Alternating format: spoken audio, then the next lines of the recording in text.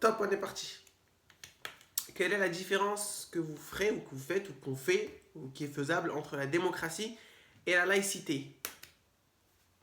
Est-ce que pour vous c'est la même chose? C'est pas la même chose? C'est quoi la différence? C'est quoi le point commun entre la Bon, démocratie et la en termes laïcité? de définition de terme, la laïcité, c'est l'un des principes de la République française. Elle repose sur trois principes, sur la séparation de l'État et de la société religieuse, et que l'État garantit la liberté de croire, de croyance, et tout le monde sont égaux devant la loi aussi, peu importe leur croyance ou bien leur religion. Ah oui, c'est. Et, Continuez, hein, oui, donnez-moi. et pour la démocratie, en fait, c'est un régime politique Dans lequel. dans lequel la souveraineté appartient au peuple. Tout à fait, d'accord. Et comment on met en place cette souveraineté qui appartient au peuple? Comment. Enfin, de quelle manière cette souveraineté qui appartient au peuple, elle est mise en pratique? En fait, c'est le peuple qui détient le pouvoir pour le peuple à travers le vote. Quand il vote, en fait, il choisit ses dirigeants ou bien ses C'est représentants. représentant. C'est une république démocratique et représentative. Du coup, la laïcité, c'est. Vous précisez toujours que c'est de la loi de 1905 qui vient séparer l'Église de l'État. Elle implique la non-subvention du culte par l'État, la garantie de pratique et puis la liberté de pratiquer, de croire ou de ne pas croire. D'accord? D'accord. Et pour ce qui est de l'égalité devant la loi, ça c'est sur le principe de l'égalité entre les citoyens devant la loi, quelle que soit l'origine, le sexe et puis la religion. D'accord? Ne mélangez pas les deux termes. Puis la démocratie, c'est ça, c'est effectivement le peuple qui détient la souveraineté et qui l'articule à travers le vote de ses représentants. Bon bah, on a parlé de vote. Pour quelle institution le peuple vote du coup? Pour quelle administration? Pour qui le peuple vote pour mettre en pratique sa souveraineté? Il vote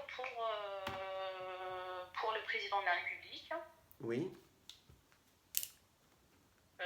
Il vote aussi pour les sénateurs, les députés, pour les maires, pour les conseillers régionaux, on va dire pour toutes les institutions. Ouais, mais il faut me les donner, les institutions. Pour les communes, les régions et les départements. Ok. Vous m'avez dit sénateur, vous êtes sûr? Comme... Vous m'avez dit sénateur. Oui, mais indirectement. Voilà. C'est un suffrage universel indirect. Vous avez bien raison de le préciser. Si vous dites sénateur, vous précisez que les sénateurs sont élus par un collège électoral qui est lui-même élu par le peuple, mais ça reste comme une élection au suffrage universel indirect. Contrairement à toutes les autres institutions qui, elles, sont élues, ou du moins leurs représentants sont élus au suffrage universel direct. Vous avez oublié une institution.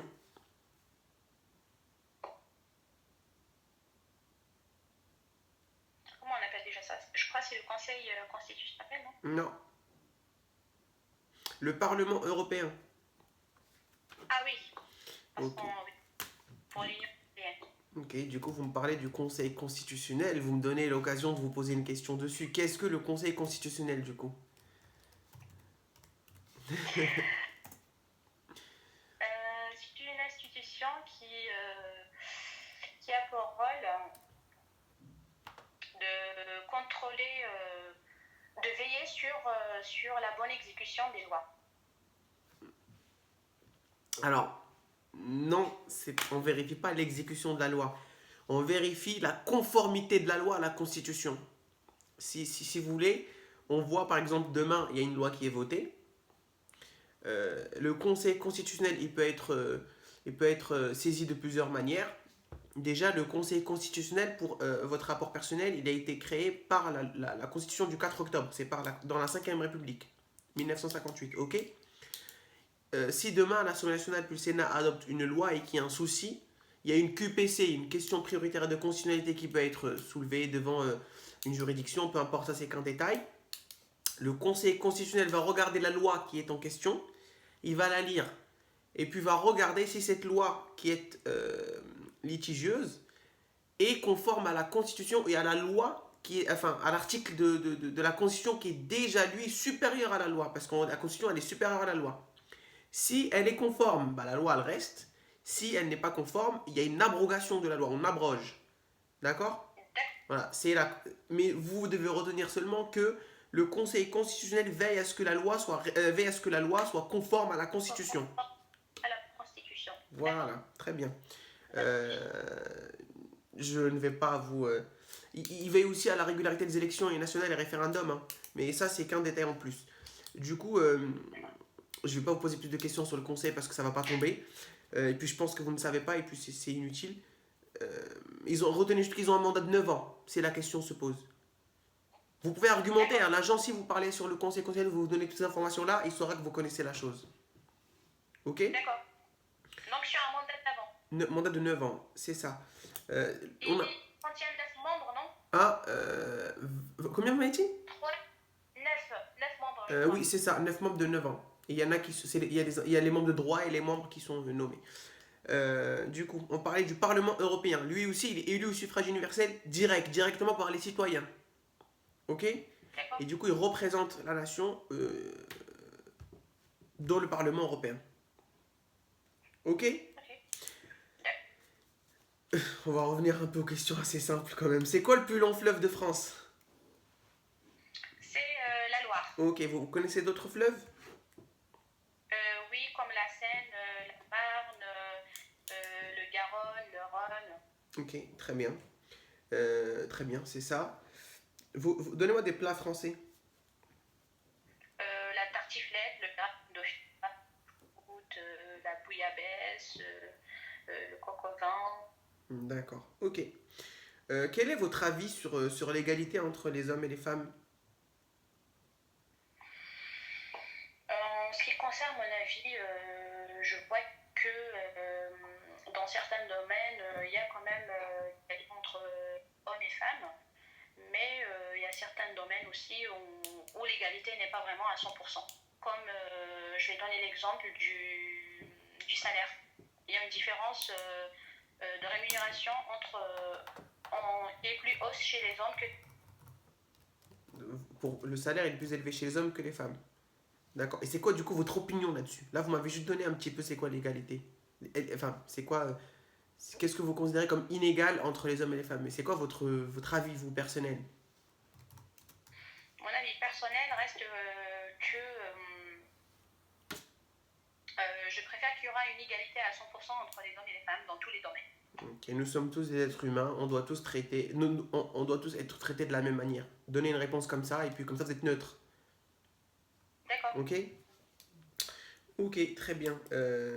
On va venir un peu au président de la République. Vous m'avez dit tout à l'heure qu'il était élu au suffrage universel indirect. Direct. C'est bien. Il était élu au suffrage universel direct. Pour combien de temps le président de la République il est élu? Il est élu pour une durée de 5 ans. Ok, 5 ans. C'est quoi la prochaine élection là qui approche? Ce sont les élections régionales et départementales. Vous connaissez la date? Le 20 juin et le 27 juin. Ok, c'est bien ça. C'est bien ça, c'est la semaine du 20 et puis la semaine, enfin, 20 et 27 juin, 2 dimanches il me semble. Ok, du coup on va revenir au président de la République, il est élu pour 5 ans, il est élu directement par le peuple étant donné qu'il est élu au suffrage universel direct, ok? C'est quoi sa fonction? Enfin, c'est quoi? Il a quoi comme fonction? C'est le chef de l'État et des armées aussi, et conduit la politique nationale. C'est lui qui nomme le Premier ministre. C'est ça, il nomme son Premier ministre. Il nomme le gouvernement aussi, après il valide. Le Premier ministre suggère le gouvernement au président qui le valide. C'est quoi la différence, selon vous, entre une nomination et une élection? L'élection, c'est le peuple qui vote pour choisir son représentant. Ok. Mais quand on nomme, par exemple, c'est parmi les pouvoirs du président, il nomme directement. Il a la légibilité de nommer. La possibilité de le nommer. Oui. la Parce que, possibilité. parce que l'éligibilité, ça veut dire qu'on est éligible à un vote. Mais la particularité justement de la nomination, c'est la révocation. Vu que je t'ai nommé, je peux te retirer de ta place. Alors que l'élection, non. Il est là, il doit finir son mandat. Pourriez-vous me répéter le terme, s'il vous plaît? C'est là? La révocation. D'accord. Les ministres sont révocables. On peut les retirer de leur poste. On peut les démettre de leurs fonctions. Oui. Ok. D'ailleurs, c'est pour ça qu'il y a souvent des départs, hein. C'est souvent des fois maquillé peut-être par des démissions et tout, mais il y a un pouvoir de révocation. Ok. D'accord, merci. Vous connaissez qui comme membre du gouvernement? Je connais le Premier ministre. Ouais. Donnez-moi les noms que vous connaissez. Le Premier ministre Jean Castex, le ministre de l'Intérieur qui est Gérald Darmanin, le ministre de l'Économie qui est Bruno Le Maire, on a aussi le ministre de la Santé Olivier Véran. On a le ministre de la Culture Roselyne Bachelot. C'est bon? Oui, on a le ministre de l'Éducation qui est... il s'appelle déjà Jean-Michel Blanquer. Blanquer. C'est ça. Jean-Michel Blanquer, ouais. Donnez-moi des anciens ministres qui ne sont plus au gouvernement maintenant. L'ex-premier ministre Édouard Philippe. Mhm.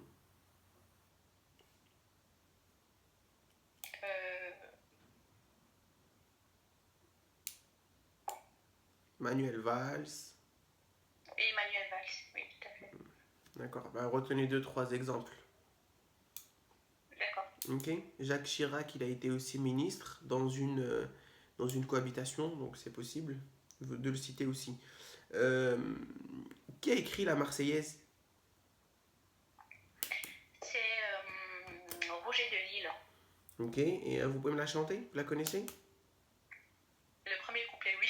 Allez, ne dites pas le premier couplet. Commencez à chanter, elle vous demandera de vous arrêter. D'accord. Allons enfants de la patrie, le jour de gloire est arrivé.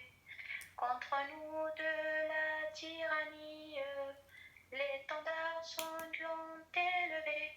L'étendard sanglant élevé. C'est bon. Vous avez une belle voix par contre. Vraiment. Merci. On va arrêter là. Contrairement à mes réponses. Non. Vous m'avez fait un jeu de mots là. Non, vous avez des belles réponses. Bon, on va s'arrêter là.